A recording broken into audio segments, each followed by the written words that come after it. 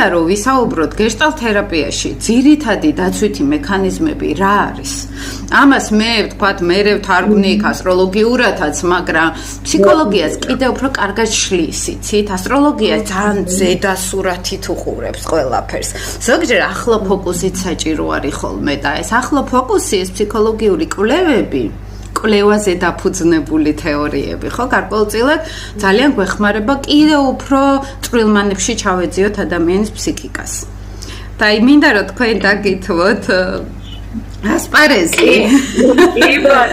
და მოუყვეთ რა არის ფსიქოლოგიაში დაცვითი მექანიზმები. სად ვიპოვოთ ბოდიში ჩვენი თავი. წრილში განვიხილავ რადგანაც გეშტალტ თერაპევტი ვარ. და კიდევ ერთხელ მოგესალმებით ყველა შემოგვეცნეთ კიდე ადამიანები მე გახლავართ ლიკა წერეთელი ევროპაში აკრედიტირებული გეშტალტ თერაპევტი და პოზიტიური ფსიქოკონსულტანტი თუმცა ცოტა ხანმოკლე უკვე პოზიტიური ფსიქოთერაპევტის რო გავხდე და დღეს ჩვენ ხო ვისაუბრებთ ძალიან საინტერესო თემაზე ეს არის გეშტალტ თერაპია როგორ უყურებს დაცვით მექანიზმებს თითქოს ეს დაცვითი მექანიზმები ძალიან ისეჟღერს უცნაურად ყოველთვის უცხოთ, მაგრამ ძალიან მარტივად ვიტყვით ამ ყველაფერს და ძალიან მარტივად ავხსნით.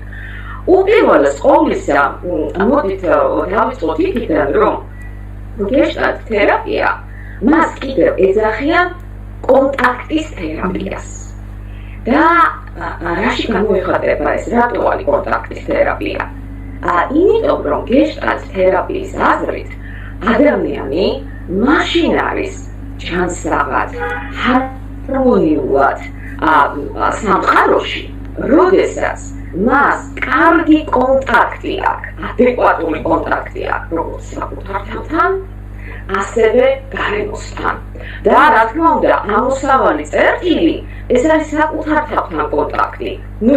მარტივია წარმოვიდგინოთ, რომ დისკომფორტ განვიცდით, სხეულებრივად, ხო? ჩვენ ხო უნდა მივხვდეთ რა არის ეს დისკომფორტი. ანუ რა მჭირს? თავი მტკივა? გული მერევა? ფეხი მაქვს დაბუჟებული? აი, კონკრეტულად რა მაქვს? და ამის მიხედვით მე დავაწყალებ გარემოსთან კონტაქტს და გამოვითხოვ გარემოდან იმას, რაც მე მიშველის. თუ მე არა მაქვს საკუთარ თავთან კარგი კონტაქტი და მე ვერ ხვდები, რომ ხედავ რაღაცაც უნდა თვარ, მაგრამ აბა რა ხდება ჩემ თავს არ ვიცი, რა მოვთხოვო გარემოს. ხო, რა უშველო საკუთარ თავს. აი დაახლოებით ეს მომენტია.